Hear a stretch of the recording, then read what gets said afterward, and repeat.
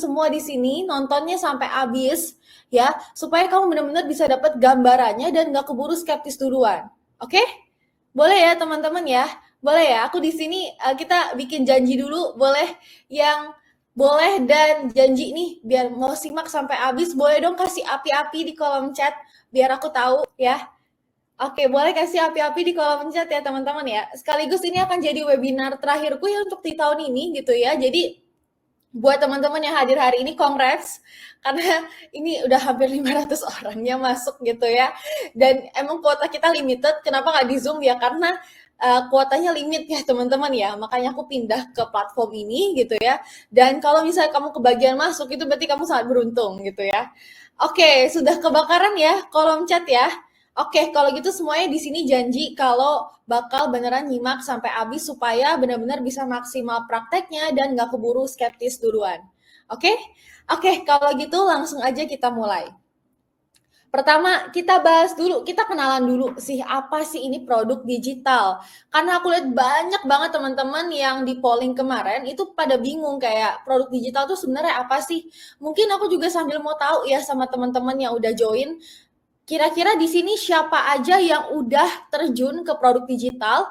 Boleh komen saya. Kalau yang belum, boleh komen belum gitu ya. Aku mau tahu dong ya, sambil aku juga mau tahu teman-teman di sini mayoritas yang ikutan itu sudah dapat gambaran atau belum ya. Tapi simpelnya produk digital itu sendiri adalah gimana kita kemas ya teman-teman informasi atau hiburan atau solusi ya yang kita mau berikan ke audiens dalam bentuk digital yang bisa diakses atau diunduh melalui gadget kita. Sesimpel kayak gitu. Ya, jadi kalau misalnya teman-teman di sini pernah lihat konten-konten yang kayak komen mau, nanti aku akan kirimin e-booknya aku, atau klik link di bio buat nonton course-nya aku, atau download template aku di sini ya. Nah, itu semua adalah bagian dari produk digital.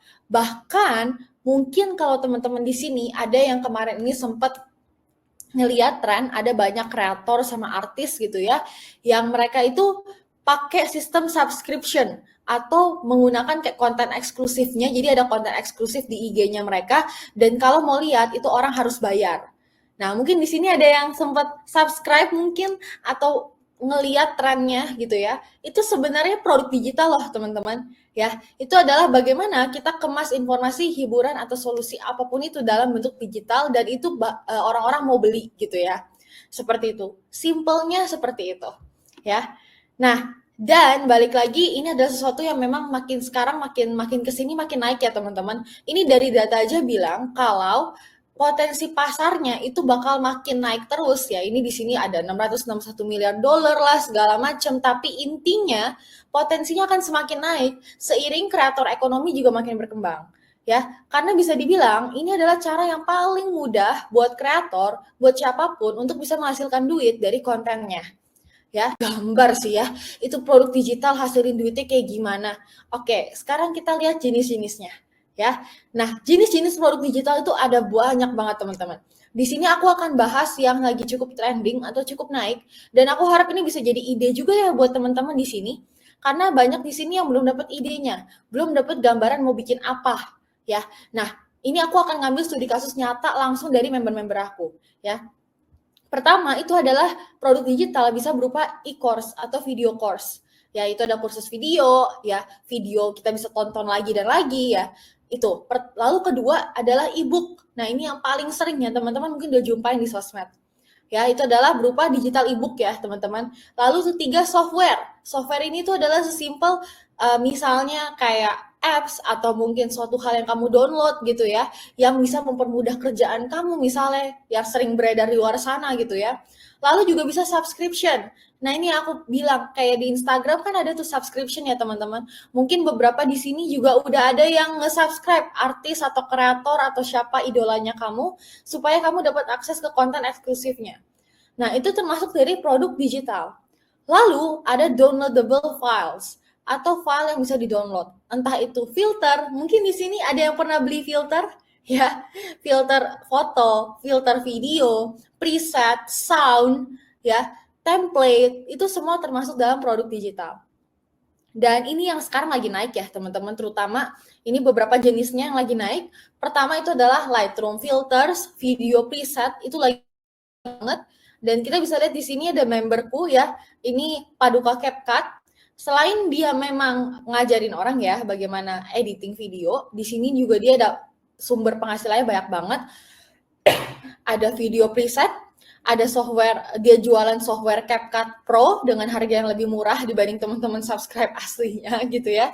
Lalu juga, nah ini termasuk software ya teman-teman hitungannya, ada kelas editing dan juga ada sound dan efek yang dia jual ya. Jadi ini berupa tadi preset. Balik lagi, produk digital itu bukan cuma e-book teman-teman ya, banyak banget variasinya. Lalu ini itinerary travel guidebook, ini juga lagi naik banget ya. Guidebook semacam resep makanan, travel itinerary, dating guide ya. Dating guide kalau misalnya teman-teman pernah lihat dari Wise Woman Waits ya, itu juga cukup terkenal dating guide-nya. Travel itinerary. Nah, ini dari salah satu member kita kemarin yang di batch 1 winning content yang menang juara 1 ya. Nah, dia jualan itinerary travel guidebook. Dan dengan dari sini aja itu penghasilannya itu udah melebihi dari dia kerja kantoran tiap hari sehingga akhirnya fokusin ke sini gitu ya. Udah double digit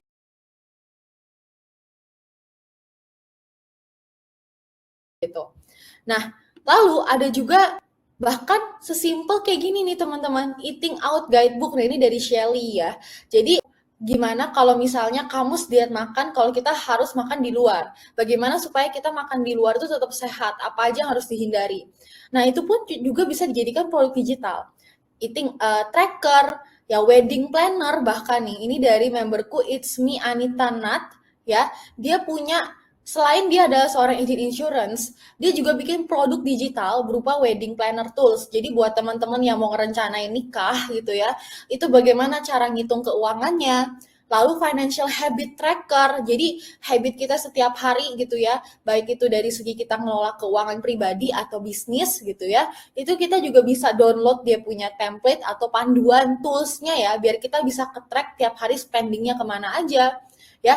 Jadi teman-teman di sini lihat, nggak cuma e-book doang, bikin habit tracker, bikin semacam kamus gitu juga, itu juga termasuk produk digital. Bahkan di sini ya, ini juga ada dari memberku Mbak Dera, dia bikin semacam rekaman kelas. Jadi ibaratnya mungkin buat teman-teman di sini yang pernah ngadain webinar atau mungkin video rekaman, punya video yang lebih eksklusif, kamu bisa bikin itu dalam bentuk rekaman yang bisa dijual lagi dan lagi ya, dan dari situ bisa dapat penghasilan. Plus di sini ini ada member aku Sudianti ya. Ini unik banget ya teman-teman. Selain dia ajarin anak-anak buat kayak lebih ke arah niche-nya itu mainan anak ya. Jadi dia ngajarin anak-anak supaya apa namanya supaya bisa di rumah itu bisa main tiap hari itu kayak gimana supaya bisa produktif, bisa belajar sambil bermain ya.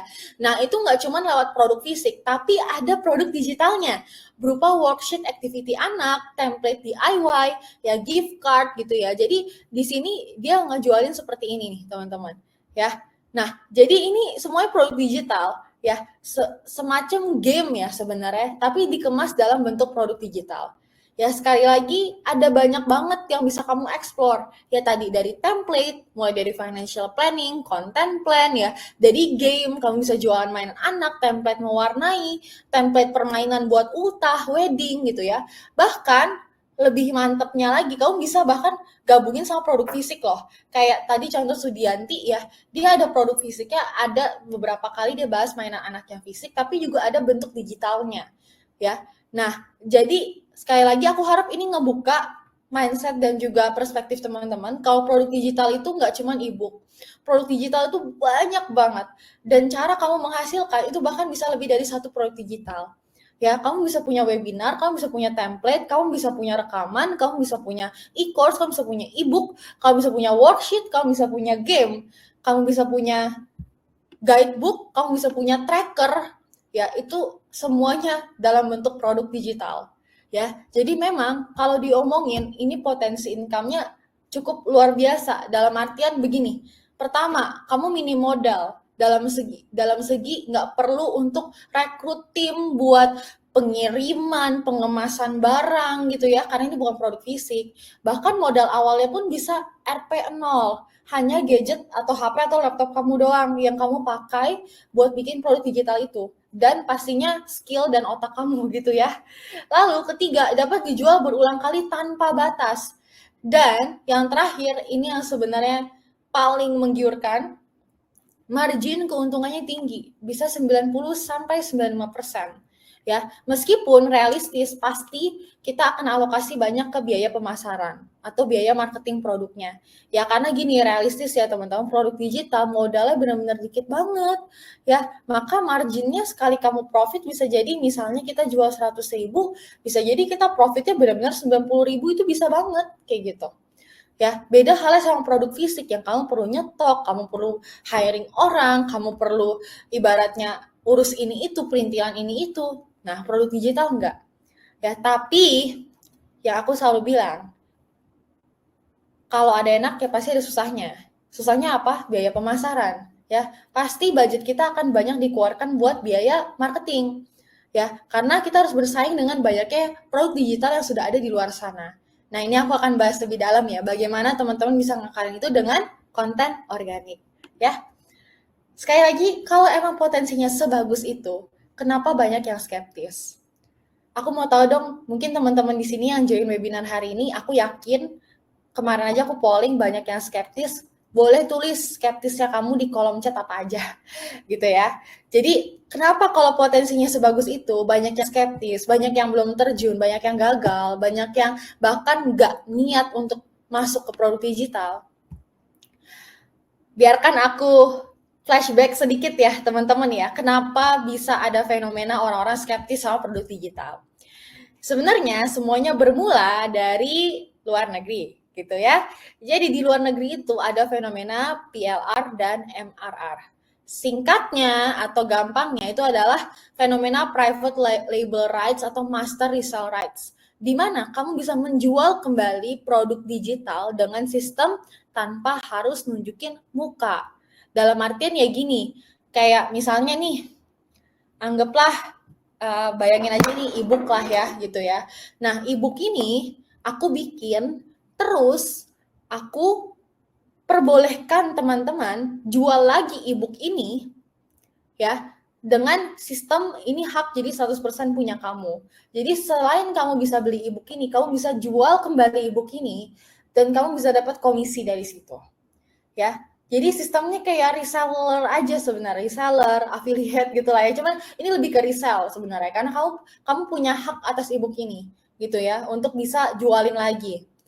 Nah, tapi saat di luar itu tuh sehat-sehat aja ekosistemnya teman-teman, karena semua orang ibaratnya untuk ngakalin persaingan ya antara aku jual, misalnya nih, aku mau jual e-book ini, terus Budi juga mau jual e-book ini. Nah, kan kita saingan kan, harga kita ya kurang lebih sama, tapi di luar teman-teman, mereka itu sehat persaingannya. Si Budi, dia bisa nambahin misalnya kalau kamu beli e-book ini, kamu bisa dapat lipstick ini. Atau mungkin kamu bisa dapat template apa lagi. Jadi dia tambahin dengan memberikan value gitu ya. Nah, sedangkan ketika itu diadaptasi ke sini, ke Indo, persaingannya nggak sehat. Dalam artian gimana? Ya, dalam artian bukannya nambahin nilai, kalau tadi kan di luar mereka bonusin apa dan segala macam, tapi malah banyak yang perang harga, bikinnya lebih murah dan segala macam. Bahkan parahnya ada yang mamerin penghasilan orang lain sebagai bukti, bukan penghasilannya mereka bahkan gitu ya. Dan ada juga yang ngasih isinya tuh kosong. Maksudnya apa? Maksudnya kayak gini.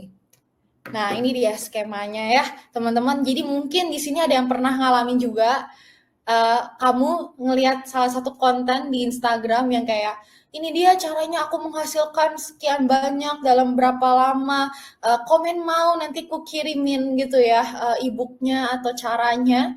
Dan begitu kamu komen, lalu kamu beli e-book-nya yang mungkin seharga 50.000 itu, atau mungkin 39.000 atau bahkan lebih murah dari itu, kamu ngelihat isi e-book-nya. Nah, e-book-nya kan cara menghasilkan sekian dari konten. Nah, ekspektasi kita apa? Ekspektasi kita adalah, oh bakal diajarin nih gimana caranya konten marketing yang benar, Instagram marketing yang benar, oh bakal diajarin nih gimana caranya jualan di Instagram yang benar. Tapi ternyata dalam isi ebook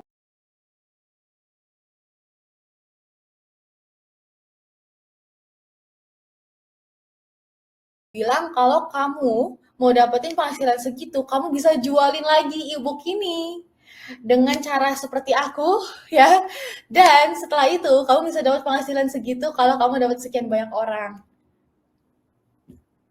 Nah, sama orang yang awam, dia merasa itu sah-sah aja. Oh, ya udah, kan kata ebook ini, aku di akhir ebooknya aku bisa dapetin penghasilan dengan jualin lagi nih si ebook ini. Dia jualin lagi lah ke orang lain dengan cara yang sama kayak si penjual sebelumnya.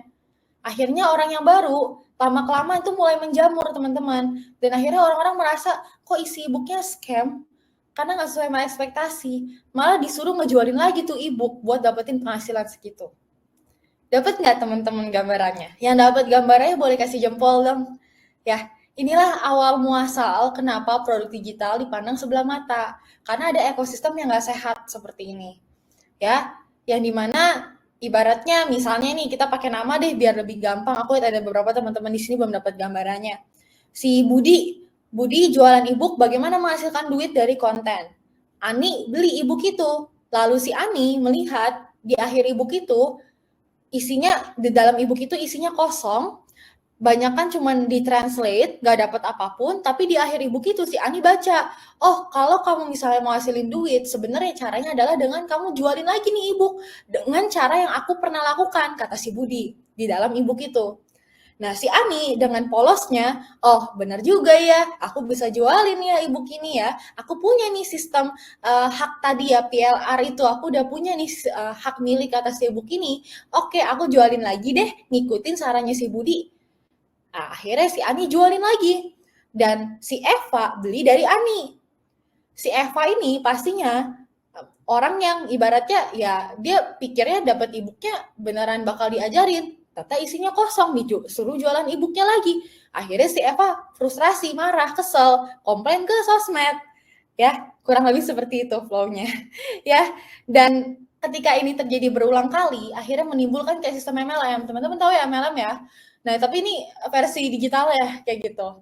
Ya, inilah kenapa iya, emang bener ada yang kayak gitu. Nah, ini banyak banget ya. Makasih udah kebongkar ya. Aku sih ngomong realita aja, karena aku juga pribadi kesel banget sama cara seperti ini. Ya, sekali lagi, memang sistem seperti itu ada, tapi balik lagi ya teman-teman, yang namanya produk yang menggiurkan, nggak cuma produk digital, produk fisik juga ada pemain gelapnya. Ibaratnya kan berarti ini produk KW ya, yang isinya tuh nggak sesuai sama ekspektasi orang.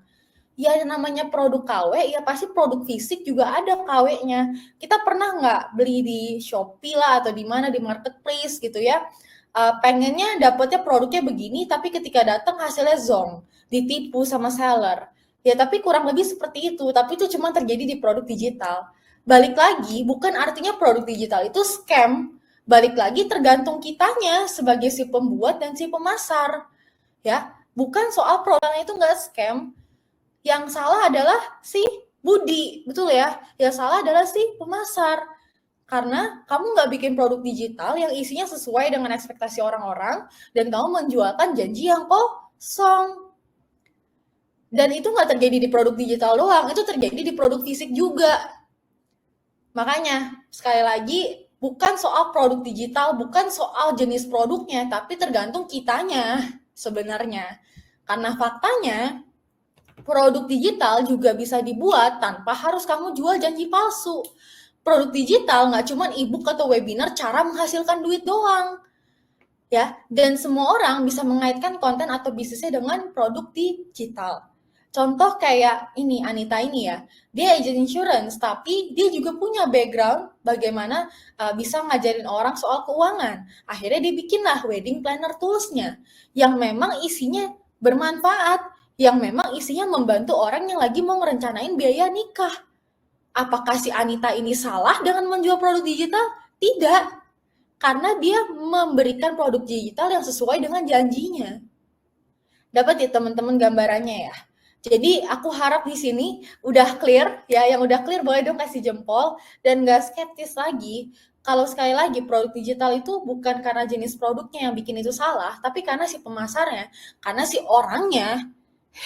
Ya ibaratnya produk fisik juga di luar sana juga banyak yang KW, tapi yang salah siapa? Bukan produk fisiknya kan, orangnya yang ngejual, ya. Dan kita lihat lagi, sekali lagi ini banyak yang kasih jempol ya. Berarti kita setuju ya teman-teman, kita udah dalam pemikiran yang sama nih sekarang gitu ya. Nah, aku mau nunjukin lagi nih, Sudianti tadi ya. Itu balik lagi dari dia sharing, dari dia bikin konten soal gimana anak-anak itu bisa belajar sambil bermain. Dari situ dia bisa jualan produk digital, entah itu template mainan anak, ya template digital file supaya anak-anak bisa aktivitas apa aja di rumah. Dan ini nanti ketika orang download itu bisa di print, lalu nanti jadi produk fisik ya, bisa buat anaknya main di rumah. Jadi lihat ya teman-teman, banyak banget loh celah untuk kita tuh ngembangin produk digital yang nggak harus pakai janji palsu atau nggak sekedar cuman kayak pakai iming-iming hasilin duit ya. Dan di sini pun contoh kayak Mbak Agita ya, yang aku sering feature banget di sosmed ya, dari sesimpel dia hobi bikin kopi di rumah dan backgroundnya dia pun memang pernah buka kafe ya, emang dia sendiri suka gitu ya. Nah dari situ dia bisa bikin 5 resep es kopi best seller dan dia bikin webinar buat ngajarin orang bikin resep es kopi itu. Tujuannya apa? Orang itu bisa, mungkin ada yang hobi kopi, jadinya bisa dapat resep yang enak, dan juga bahkan ada yang bisa pakai resepnya itu supaya bisa hasilin duit dari jualan kopi dari rumah. Ya, lihat deh teman-teman. Dari hobi bikin kopi loh, bisa sampai punya produk digital yang menghasilkan. Dan ini yang semua studi kasus yang aku tampilkan di sini itu adalah banyak dari member-member aku yang udah income-nya, penghasilannya itu udah di atas 10 juta per bulan sampai 100 juta. Makanya aku tampilin di sini karena mereka bukti yang cukup oke lah ibaratnya. Nah, balik lagi teman-teman, kunci bangun produk digital di era sekarang karena kita tahu market banyak yang skeptis, marketnya juga banyak yang udah banyak banget saingannya karena mudah ya teman-teman. Sekali lagi, kita realistis aja. Sesuatu hal mudah buat dilakukan, mudah buat masuknya, pasti banyak saingannya. Betul ya? Setuju ya teman-teman? Makanya kunci bangun produk digital di era sekarang adalah bangun kredibilitas. Ya, karena bangun kredibilitas itulah yang akan membuat kita menonjol dari tengah persaingan yang ada dan juga memberantas persepsi market yang skeptis. Dan itu bisa dilakukan tanpa teman-teman harus nunggu punya 10.000 followers, tanpa harus munculin muka, bahkan tanpa modal pun juga bisa. Buktinya, let me tell you a story.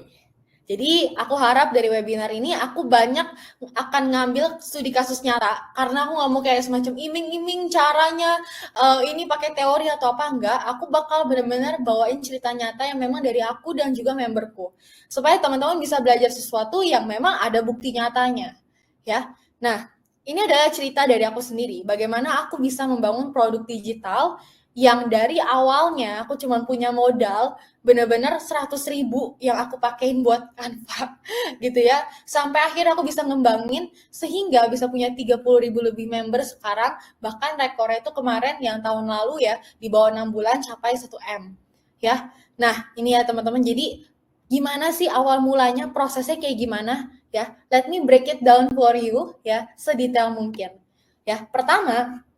Pertama kali, nah aku harap teman-teman sekali lagi ya belajar dari perjalanannya dan bisa modifikasi sesuai dengan tahapan kamu sekarang gitu ya. Nah pertama yang aku lakukan adalah aku bangun kredibilitas.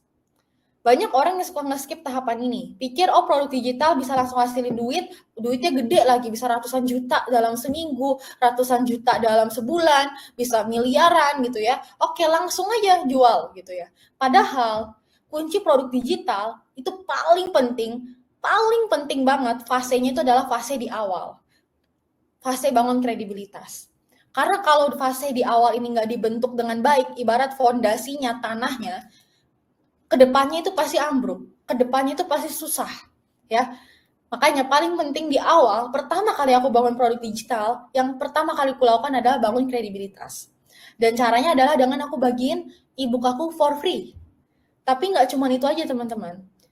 Aku bagiin ebook aku for free, dan dari situ dalam ebooknya aku minta supaya teman-teman yang baca, kalau memang mereka dapat sesuatu dari ebook itu, mereka praktekin sesuatu dan dapat sesuatu hasil, harap di tag ke aku. Aku nggak banyak minta bayar atau apa, enggak. Tapi kalau dapat sesuatu, please tag aku. Ya, nah itu yang aku lakukan dengan free ebook ini. Dan modalku waktu itu adalah tadi Canva, ya. Canva waktu itu sih aku agak lupa ya biayanya berapa. Oh, aku beli dari yang akun sharingan gitu ya. Jadi kurang lebih 100.000 gitu ya. Dan WhatsApp, maksudnya apa? Jadi kan kalau orang mau download ebook, mereka kan sebenarnya biasanya kan ada banyak tuh platform yang kayak kita harus isi nama, email atau apa. Dulu tuh aku saking gak ada modalnya itu dan juga nggak ngerti teknis. Jadi yang kulakukan adalah aku bikin kayak semacam ibaratnya link link di bio, kan ada link tree ya teman-teman, ada link tree, dari dulu tuh ada link tree, bio linki gitu ya. Dan ketika orang klik itu langsung ke WhatsApp-nya aku. Ya, jadi di WhatsApp-nya aku tuh udah ada template kayak isi nama kamu, email kamu apa, nanti aku akan kirimin gitu. Jadi benar-benar manual, aku kirimin satu-satu tuh emailnya. Ya, dan itu PR. By the way, aku nggak menyarankan gitu ya. Jauh lebih baik kalau di sini teman-teman pakai platform. Nanti setelah ini aku akan sharing platform apa yang teman-teman bisa pakai ya. Cuman waktu pertama kali aku dari WhatsApp karena emang setidak ada modal itu. Ya. Dan setelah itu ternyata cukup booming teman-teman. Banyak testimoni yang muncul, banyak orang-orang yang nge-tag, dan itu aku simpen semua sebagai highlight di story-nya aku. Ya, jadi highlight itu yang ini ya teman-teman ya. Sebentar, ini aku buka sekalian IG-ku.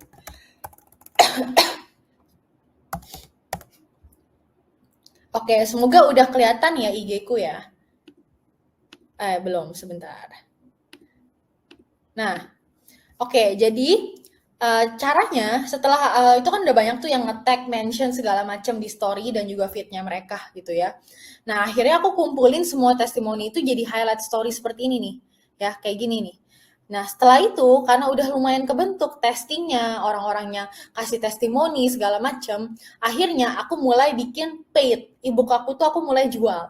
Ya, dan pastinya aku rebranding total ya, dari covernya, isinya aku buat lebih mendalam, covernya aku rombak lagi segala macam gitu ya. Dan dari situ aku udah tahu apa yang harus dipasang di landing page aku ya. Jadi landing page pertamaku ini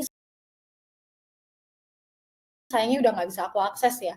Tapi pertama kali tuh aku pakai ini. Nih. Ini dia. Tada. Ya, jadi aku pakai Elementor, ini semacam kayak plugin di WordPress ya. Waktu itu WordPress-nya juga sebenarnya itu aku numpang, karena sebenarnya itu bukan punya aku gitu ya. Lebih ke punya temen aku yang jago di tag gitu ya. Dan WordPress ini waktu itu aku pakainya yang free version. Ya, jadi yang gratis. Dia ada yang versi berbayar, tapi yang gratis aja sebenarnya udah cukup. Ya. Nah, itu pertama kali banget aku pakai itu supaya lebih gampang aja. Aku nggak harus kolek satu persatu dari WhatsApp, kan PR banget gitu ya. Nah, setelah itu ya, aku pakai emailnya itu pakai ini. Nih, kalau teman-teman ada yang tahu. Ya ini pokoknya. Nah, ini. Ya, ini aku sempat pakai ini, sempat juga pakai emailnya itu yang langsung dari WordPress. Ya, seperti itu. Itu pertama kali banget tuh aku mulai pakai tools-tools ya, seperti itu.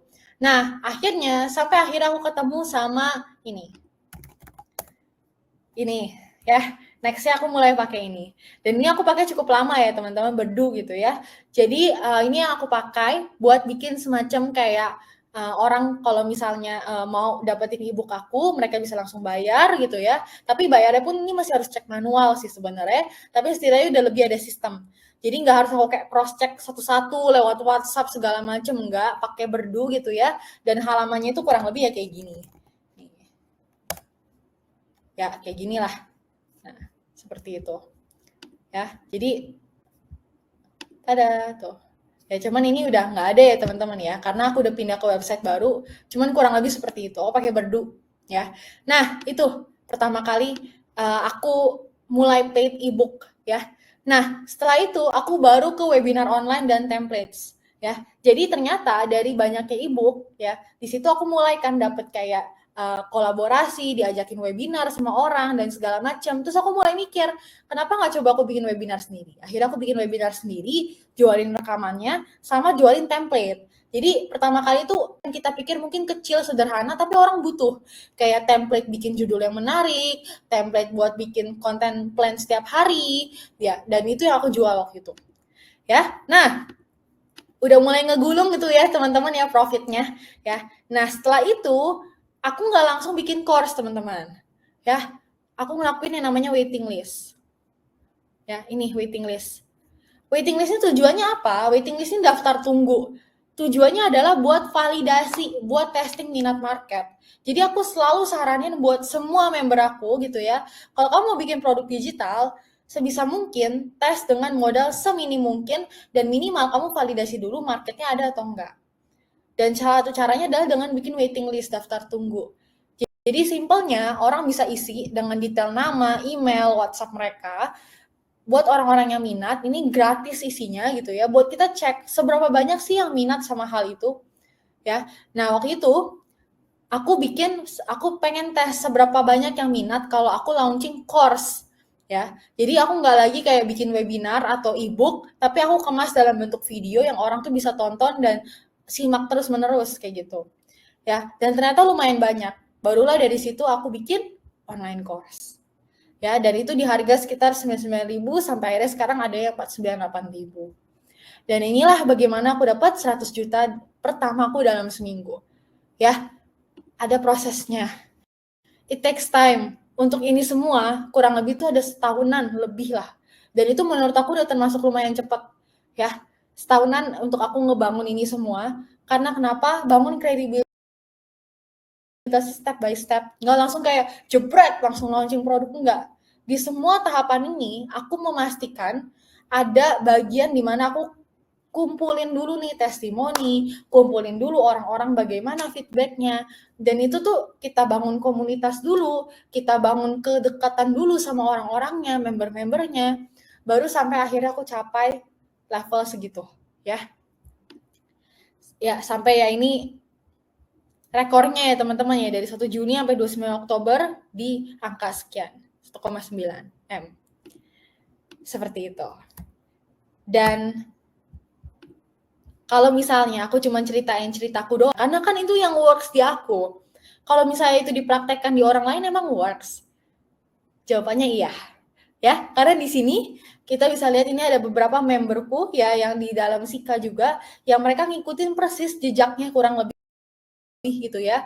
Dan bahkan tanpa munculin muka, ini kayak Mbak Dijah, dalam 2 bulan dia bisa hasilin 100 juta nih, profit bersih ya dalam 2 bulan. Itu dari Crochet for Beginner Academy-nya atau kursus merajutnya ya. Bagaimana dia ajarin orang-orang gimana caranya merajut dari nol sampai mahir dan bisa hasilin duit. Ya, jadi nggak cuman dia kayak ajarin orang bagaimana caranya merajut, hobi merajut gitu ya, tapi dia juga ngajarin gimana supaya bisa hasilin duit dari sana. Ya ini yang aku sebut dan juga nanti sebenarnya dibahas namanya profitable niche. Jadi bagaimana kamu kaitin kontennya kamu dengan tiga aspek ya, wealth, kekayaan, atau health, kesehatan, atau health, kesehatan, dan juga terakhir relationship. Ya, nah di sini dia kaitin sama wealth. Jadi dia nggak cuma ajarin orang biar bisa merajut, tapi gimana bisa hasilin duit dari sana. Ya, dan di sini ini juga ada Mbak Agita yang tadi aku ceritain ya, yang bikin kelas kopi gitu ya, 39 juta dari satu e-booknya aja. Itu belum sama webinar Zoom-nya. Ya. Dan ini sekali lagi Mbak Agita ini kalau misalnya teman-teman pernah ingat konten aku, dia memang pernah cukup heboh waktu itu rekornya 200 juta 2 minggu dari affiliate. Tapi kenapa dia sampai ninggalin affiliate, ninggalin omset segitu gede untuk terjun ke produk digital? Karena semenjak TikTok Shop tutup dan begitu balik pun, mungkin teman-teman di sini juga ada yang ngerasain tren affiliate udah nggak sekencang dulu ya. Ketika TikTok Shop lagi benar-benar naik daun banget, sekarang udah nggak sekencang itu, betul ya? Mungkin di sini ada yang ngerasain affiliators ya. Nah itu juga yang dirasain sama Mbak Agita. Dia nge-live konten tiap hari, tapi yang ada capek, burnout, hasilnya nggak sesuai sama ekspektasinya. Paling sehari udah dapat kayak 100.000 aja itu udah bersyukur banget kayak gitu. Dan nggak sebanding sama hasilnya teman-teman. Dan dia ngelakuin kayak gitu, nge-live lah tiap hari, ngonten tiap hari, malah habis waktu sama keluarga, bahkan sempat baby blues gitu ya. Mungkin teman mama di sini paham gitu ya, setelah lahiran anak dapat baby blues, kecapean ya, sampai akhirnya dia ketemulah produk digital ini, dia bikin produk digitalnya, dan sekarang dengan dia cuma bikin sekali, dia bisa jual secara terus-menerus tanpa dia harus kecapean, burnout, ataupun kehilangan waktu sama anak ataupun keluarganya. Jadi sekali lagi I know ini di sini banyak banget ibu-ibu yang join gitu ya. Kalau buat terutama nih kenapa banyak banget moms yang berhasil di produk digital ya, karena ya sekali lagi motivasinya kuat dan juga sebenarnya ideal banget ya.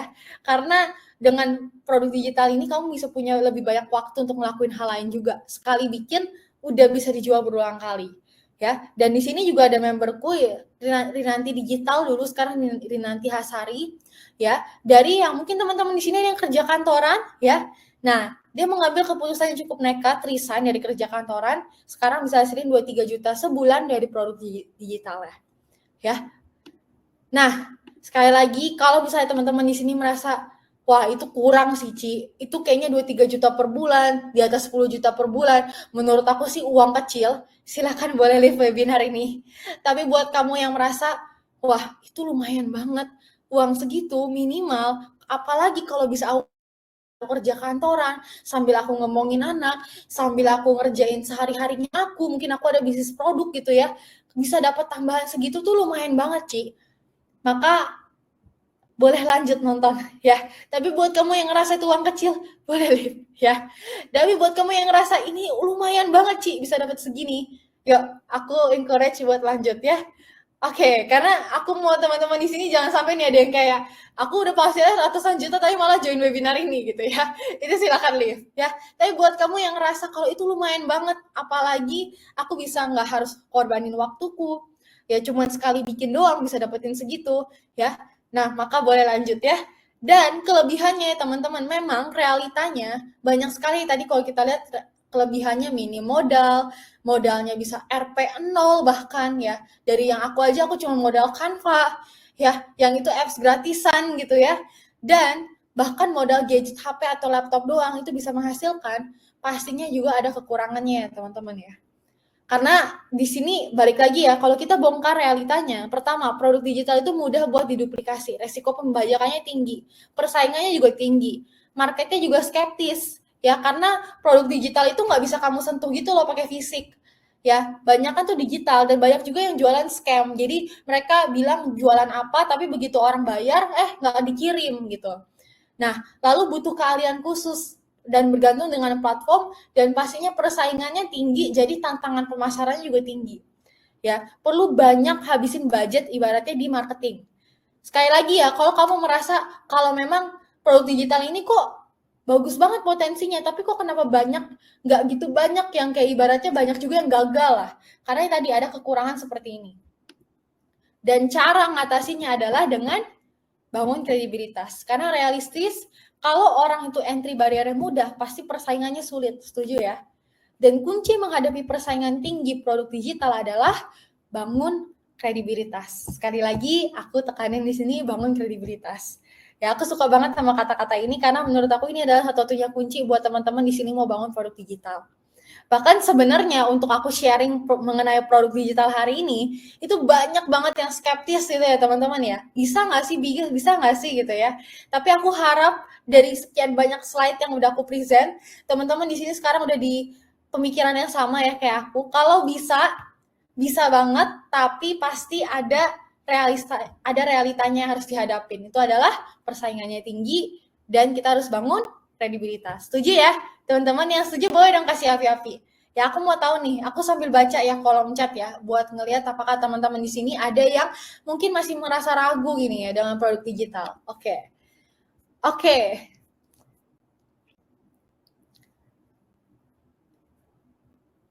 Oke, setuju ya teman-teman, yang setuju boleh kasih jempol ya. Oke. Nah, oke, setuju. Oke, mantap. Oke. Baca komen Ci pada rame nih. Oke. Kenapa nih ramenya nih? Oke, tadi layarnya nggak keganti. Oke, sebentar. Halo? Iya, aku nggak lihat kolom komen karena aku sambil sharing. Oke. Nggak kelihatan apaan template-templatenya. Stuck di Elementor tadi. Oh, layarnya nge-freeze ya, teman-teman ya. Oke, sebentar ya, teman-teman ya. Apakah sekarang layarnya udah muncul? Udah muncul kan ya? Harusnya sih udah muncul sih tadi. Oke. Udah muncul kan? Oke, udah aman ya? Oke, aman ya, teman-teman ya. Iya, tadi sempat freeze sebentar ya. Oke, udah aman ya? Sip. Oke, kalau gitu. Iya, ini ya, tadi ada yang mungkin kemis kah dari yang aku present? Aman ya? Oke, mungkin aku sedikit ulang mentor, email, dan lain-lain, Ci. Oke, ya, jadi mungkin aku ulang nih dari sini, yang bagian sini. Jadi tools yang aku pakai, ya, yang pertama itu kan aku dari Canva sama WhatsApp. Ya, ini memang benar-benar modalnya 0 rupiah lah ya, tapi memang kekurangannya adalah, ya, kamu harus kirim satu persatu gitu ya, secara manual di WhatsApp, dan itu kan banyak banget yang bisa nyebarin lagi kayak gitu. Jadi akhirnya aku pindahlah ke Canva dan ke Elementor gitu ya. Jadi Elementor tuh di sini. Nah, semoga muncul ya. Oke, munculkah? Nah, ini ya Elementor ya teman-teman. Cuman nah ini aku pakai yang free sih sebenarnya. Ya waktu itu aku pakai Elementor yang free, pakai WordPress ya, dan juga bangun waiting list aku dari sana. Itu pertama kali. Tapi waktu itu jujur ngerasa kayak kurang efektif aja karena banyak banget tools-tools yang aku harus tambah-tambahin di WordPress-nya aku, di websitenya aku. Jadi akhirnya aku beralihlah ke yang namanya Berdu ya. Nah, ini Berdu ya teman-teman ya. Semoga kelihatan ya, ini Berdu ya, dan menurut aku ini cukup mudah sebenarnya buat teman-teman di sini yang mau bangun produk digital karena dia itu udah cukup lengkap ya sistemnya. Email juga ada, ya abis itu juga ada WhatsApp, notif gitu ya. Lalu juga bisa ngecek stok dari produk digitalnya, bisa kirim template gitu ya. Jadi ini udah lumayan lengkap sih kayak gitu. Cuman kekurangannya Berdu itu satu, WhatsApp-nya suka error. Ya, sama buat kamu yang ngiklanin produk digital kamu, pixelnya suka error.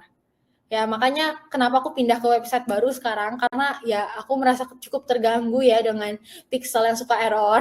Ya, cuman di luar dari itu, ini sebenarnya udah lengkap banget ya menurut aku, kayak gitu. Untuk sales page ya teman-teman ya. Nah, Berdu itu aku gabungin sama Podia. Ya, Podia ini. Ya, jadi karena si Berdu ini teman-teman, dia fungsinya cuma sebagai halaman sales, ya pembayaran, halaman orang tuh masuk, daftar. Cuman kalau orang mau nonton video, orang mau nyimak materinya, itu nggak bisa. Ya, nah itu akhirnya pakai yang namanya Podia. Mungkin teman-teman di sini ada yang pernah ngikutin Sika yang dulu, nah itu platformnya pakai Podia teman-teman.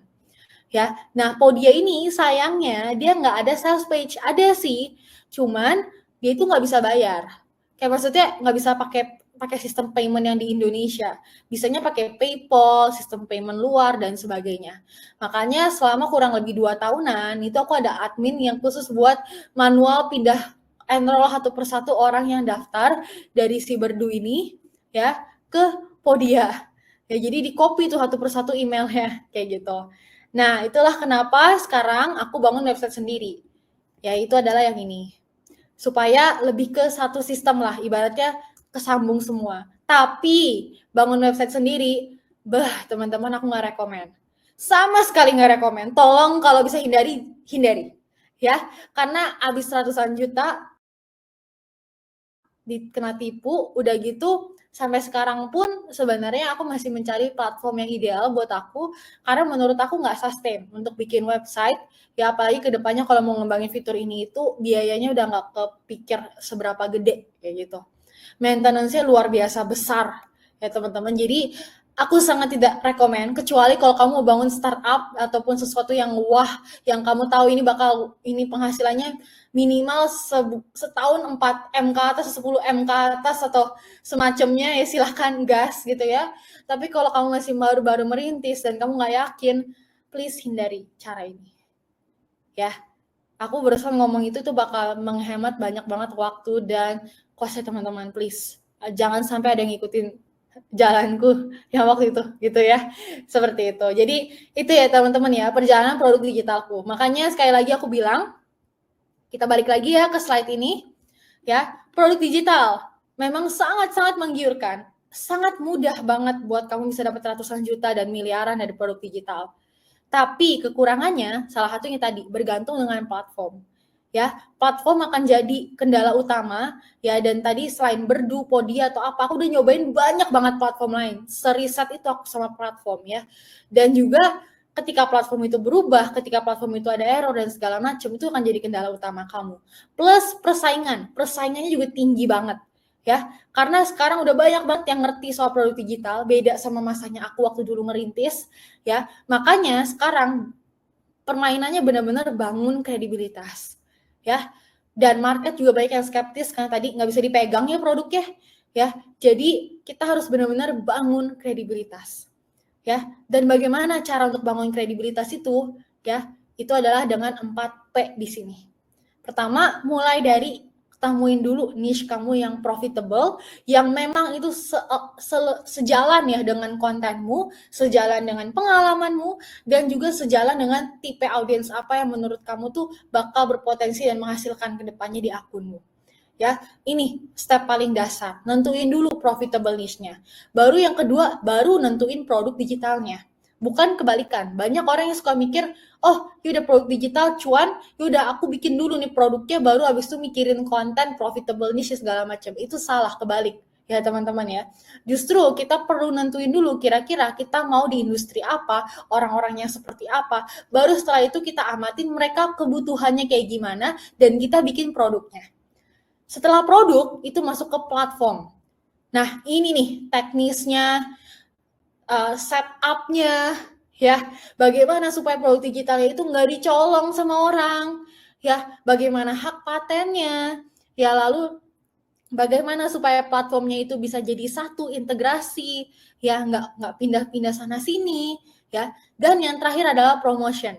Bagaimana kita bisa di tengah persaingan market produk digital itu bisa menghasilkan dan bisa bersaing ya. Dan ini semua ya aku rangkum memang berdasarkan pengalaman nyataku sendiri. Aku udah nelen sepahit-pahitnya lah di dunia ini. Mulai dari gonta ditipu developer, ya, mulai dari gimana ngakalin. Bayangin ya waktu itu kita launching produk digital, bagaimana untuk e-course mengenai bagaimana menghasilkan duit, ya, itu bertepatan dengan berita TikTok Shop tutup. Silakan pikirin seberapa pusingnya kita cari angle marketingnya. Tapi percaya nggak percaya, tadi yang data aku tunjukin yang 107 juta dalam seminggu itu sebenarnya hasil dari TikTok Shop, dari course-nya itu. Jadi kita berhasil untuk dapetin segitu dengan ubah angle marketing konten organiknya kayak gimana. Dan itu pun kenapa di sini, dan kita juga ajarin ke mereka gimana supaya produk digitalnya ini tuh gimana bikin konten yang sesuai. Dari konten organik aja mereka bisa promosiin produk digitalnya dengan menarik ya. Makanya tadi ada kisah sukses dari Mbak Dija, Mbak gitu ya, karena mereka tetap bikin konten organiknya gitu ya, supaya bisa support produk digitalnya, dan itu ada angle-nya, dan itu semua kita sepaket gitu diajarin di sini ya. Dan itu semua ya bakal aku rangkum di sini teman-teman ya, yang webinar di 3 Desember nanti. Sekali lagi kalau kamu ngerasa produk digital ini not for me deh Ci kayaknya, setelah aku denger Cici hari ini, aku merasa kayaknya bukan buat aku, silakan leave webinar ini, gak ada pressure buat kamu tetap stay. Tapi kalau kamu merasa, wah aku pengen tadi penghasilan puluhan juta dalam sebulan, 10 juta, di atas 10 juta sebulan aja, itu udah lumayan banget buat aku tambah-tambah dari kerja kantoran aku, bahkan pelan-pelan aku bisa ngebangun produk digital aku, ngebangun bisnis digital aku, nggak cuma produk doang. Maka aku ajak teman-teman, yuk 30 menit aja memang nggak cukup, ini kita bahkan udah lebih dari 30 menit ya, memang nggak cukup buat aku jelasin semuanya mengenai produk digital. Karena itu aku bakal bahas lebih lengkapnya lagi di webinar 3 Desember.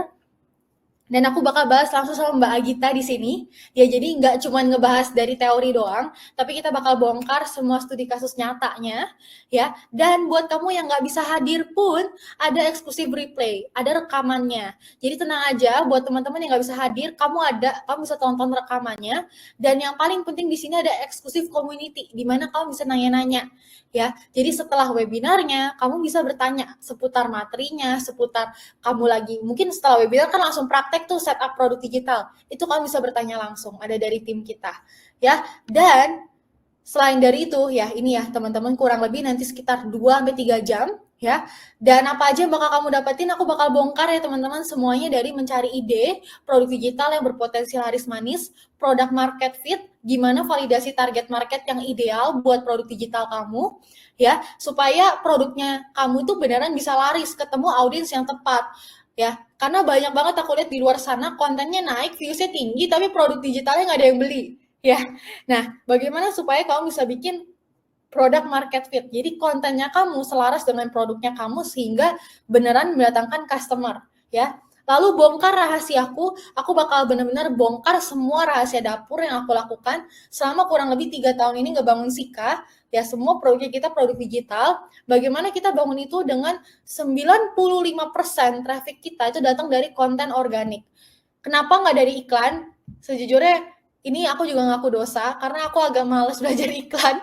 Jadi aku penasaran kayak, bisa nggak sih dari konten organik tanpa diiklanin, itu bisa naik? Dan ternyata bisa, possible. Dan itu aku akan bongkar semua caranya juga di sana, ya. Dan bedah skrip konten yang berhasil menarik sampai 100 juta tanpa harus munculin muka.